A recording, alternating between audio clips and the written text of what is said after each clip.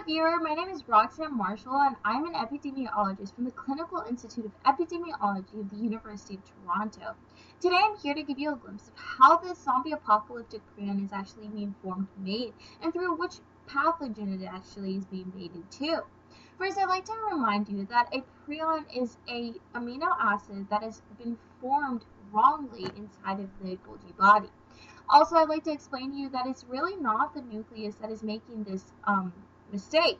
It's actually the DNA. The DNA gives instructions to the cell, and what happens is the DNA is actually giving the wrong instruction. So today I'm going to be explaining to you how this actually happens. So what are the major theories that we have are viruses?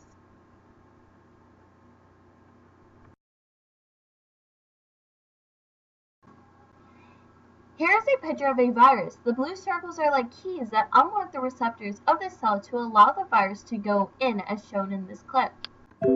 After the virus enters into the cell, it hijacks the cell's rough smooth ER, the cell's transportation system to the nucleus. During this process, an enzyme uses reverse transcription to change the virus's RNA to DNA. Once this happens, it enters into the nucleus. In the nucleus, another enzyme splices the human DNA and inserts the DNA of the virus into a human's DNA, thus becoming a part of the human's DNA permanently.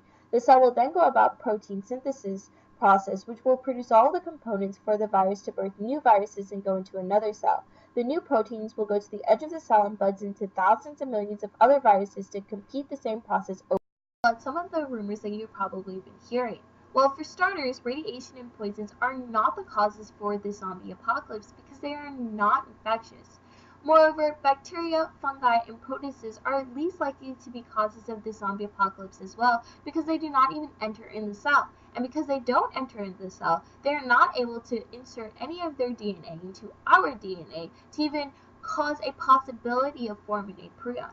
Moreover, those pathogens actually cause a cell to die instead of the cell to live. So if we have a cell that's dead and multiple cells that are dead inside of our brain, then we actually have a dead person.